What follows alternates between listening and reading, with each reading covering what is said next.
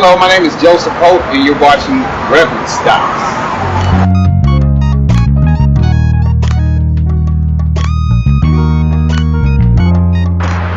Well, I grew up in Gary, Indiana. My father's a minister there at the Eastern Park Church of Christ. He's been there for 25 years now. So that's kind of basically where I grew up, but I was born in Indianapolis, Indiana. And we've been singing, I've been singing since I can remember, standing in front of the camera trying to pretend like I was Michael Jackson. So it's always been something that we do, just singing in the church. Always.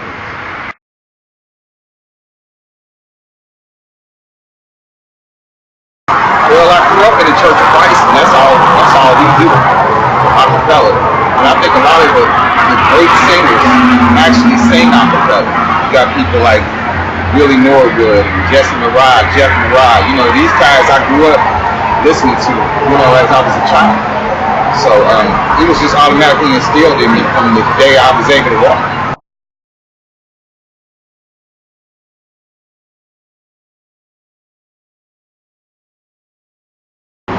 Well, I think for one thing that we use our voices as the instrument.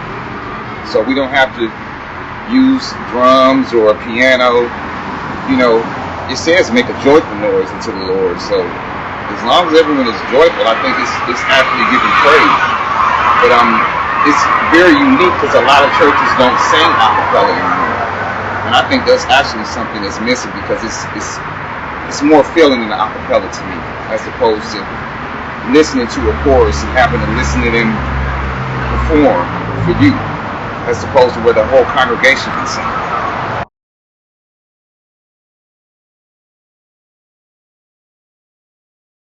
Oh man, we used to do the sing-around. Me and Willie Norwood and Sonia Norwood, Brandy and Ray J. The sing-around started here at the Figueroa Church of Christ with Curtis McCullough. And we just decided we wanted to bring that back to, shed light on a cappella music, do workshops and have guest groups come in from all over the country. That was a good time. And they gave me, I think in 2017, I received the Willie Norwood Award. I was the first one to get it. Shout out to Darren and Addison because they got one too. But it was really an honor to know that I was actually feeling a part of having some kind of impact on a cappella music.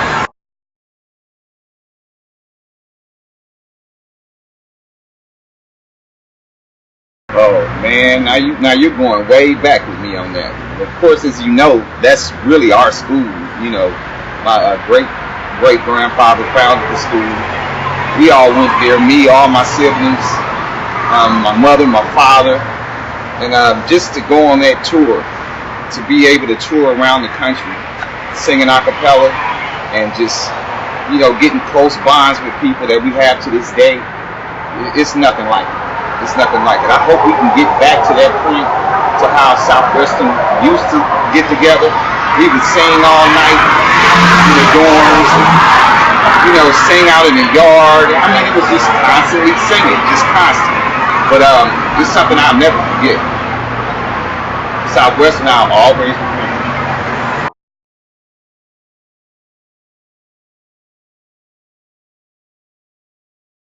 Well, me and Willie Norwood were sitting in his office one day, and he was explaining to me how he wanted to start a singing conference. So I just asked him, like, what do we need to do? Like, who do we need to call? So I got in touch with a couple of people, Sister Joanne Moon, Gloria Armour, Rava Harrell, and we just put together a team to get it on the ball. Once we started doing that, then other people started getting involved, and it just became more and more of a thing to where we want to do it. We did it 10 years, and we're actually still going to be doing it, but we want to do it nationwide as opposed to where it's just only in LA. We want to do it in different cities. So that's in the works right now.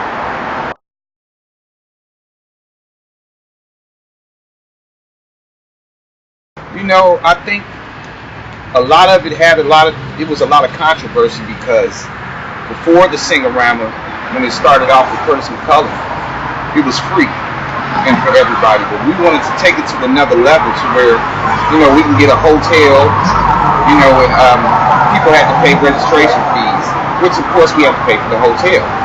So I think it went okay, but I think the support could have been more.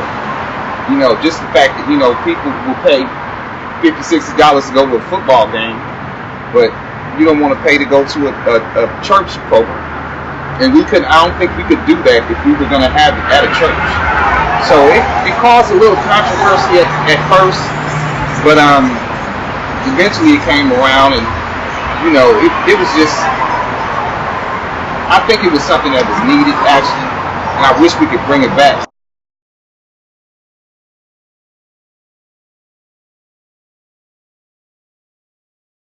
And I think in the early 80s, I used to sing with a group called the Jesse Bishop Crusaders out of Detroit, Michigan. And we went everywhere. I mean, from New York to Alabama, we were always somewhere. I think the singing it's gotten to a level to where on the east, down south, there are thousands of groups. As opposed to, it's a certain amount of groups here in the West Coast, but not half as many as the groups down south.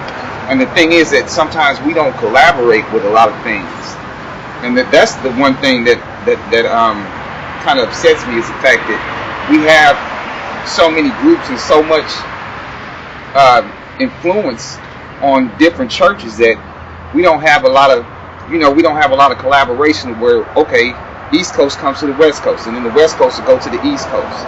It's kind of like Biggie and Tupac days, but it is what it is.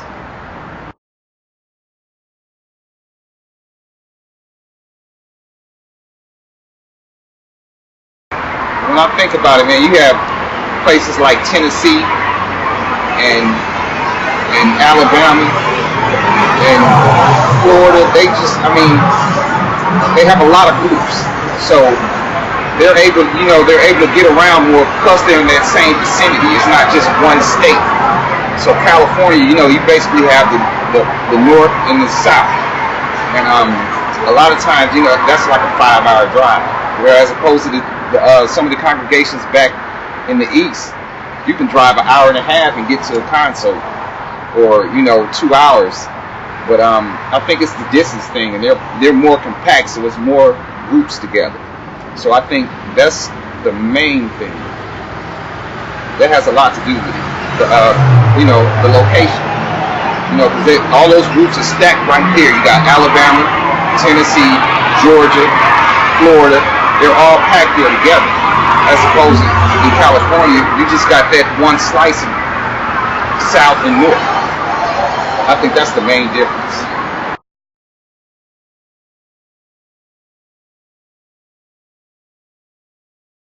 It depends on us, man. I think the more that we start working together as a church and not as regions and sections of different areas, I think once we all collaborate together and do something, we could do something amazing.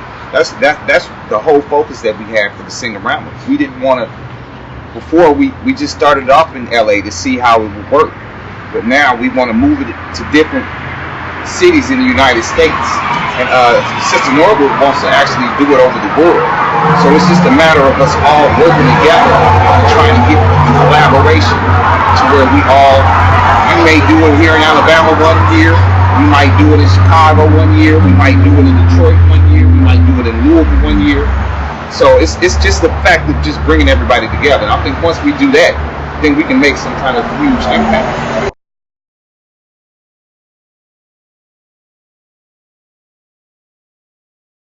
Well, I have an album that I put out in 2008, I believe, called Christian, which did pretty well.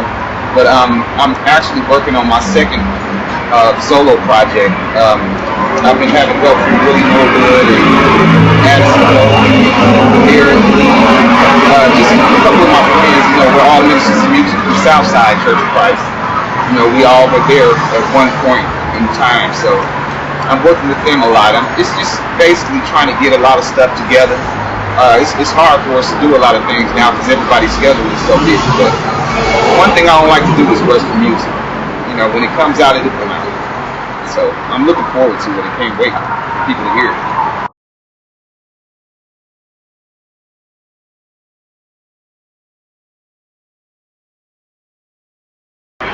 This is my story. When I came to LA, I was only supposed to be here 2 weeks. I was here visiting my cousin CJ, who was stationed at the Air Force out here. And I went over to Southside to lead singing. Brother Backus asked me, he said, "Do you really want to go back to Gary, Indiana?" I was like, not really. So that 2 weeks ended up turning into 8 years. And since then, back and forth, I've been coming back to California all the time, because I got off the plane in Chicago. When I got on the plane in Chicago, it was 22 below zero. When I got off the plane in California, it was 75 degrees. And that's when I knew, I was like, I'm not going anywhere. And the reason I'm here at Figueroa, my father, when he was out here preaching one time out in Riverside, he ended up having a heart attack in the pulpit. And we thought we were going to lose him at that time. But the minister here now, Brother Hawkins, he was with my dad every day. I never forgot that. But when I came to California and I heard that Brother Hawkins was preaching at Figueroa, I just knew that's where I wanted to go. I knew the kind of guy he was, the kind of spirit that he had, and how he really looked after my dad. And it was funny because his wife was my dad's nurse when he was at the hospital in Riverside, and we just created a bond from there, and here we are today, Figueroa Church of Christ. You gotta love it. There's a lot of history here too, and that's what I like about it. My grandparents went here, my great grandparents, my grandfather spoke here. I mean, it's always been a church that I've always known. It's kind of like, to me, like making it to the All-Star game in the church. It's a solid, solidified church. Rest in peace, Brother Hogan and Brother Bowers and Brother Holt. So, you know, it has a rich lineage, and I would love to be a part of that in any kind of way. And I'm just grateful and thankful that they see me besides my faults, which is what I love. That's what church is about. It's a hospital, you know. But I really appreciate everything that Figueroa does.